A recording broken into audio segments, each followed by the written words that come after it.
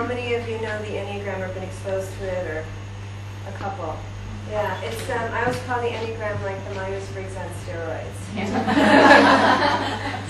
It is. I mean, I love the Myers-Briggs and I use it, and I think it's a nice complement with the Enneagram because there's different kinds of information you get. But the Enneagram goes broader and it goes deeper, and it really gets to what is driving what you do, what your behaviors are.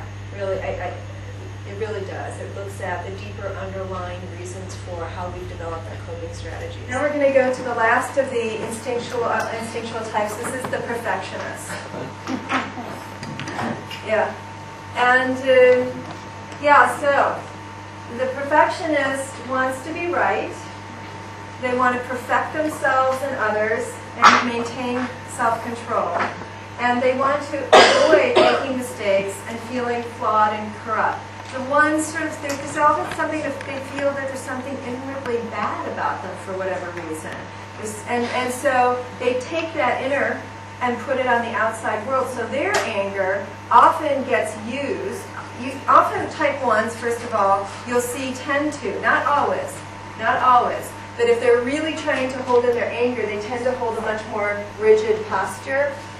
And kind of you just almost feel there's like a control anger, get out, and then it gets moved out into do it this way, you're right, you're wrong, judge this, judge that, organize the house, organize people, organize things, systems, processes. So they're great in organizations. They love to create systems and processes. They want to organize and perfect the world, and everything can be perfected.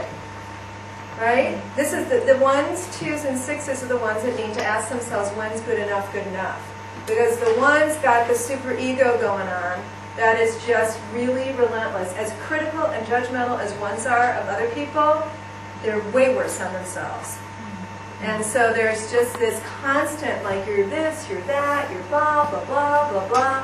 So quieting that voice is really key for a type 1, and to realize they're perfect and the world is perfect exactly as it is.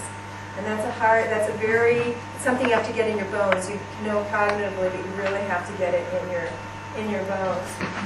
So type 1s use their anger differently, and they do have outbursts of anger. They will express it much more than a type 9 will. And my uncle Don is a type 1, and you should see everything is so organized, and everything has a place in little sticky notes to And he was actually a copywriter for an ad agency many years ago, and so I was asking him to look at type 1 and all the cards. And I had very specific questions, and instead of just my aunt, who calls me up, she's a different type, and she just says, here's what I think, blah, blah, blah, and do that, blah, blah. My uncle sent me a little spreadsheet, and here's your question. And it was just magical to see the very same question, completely different response.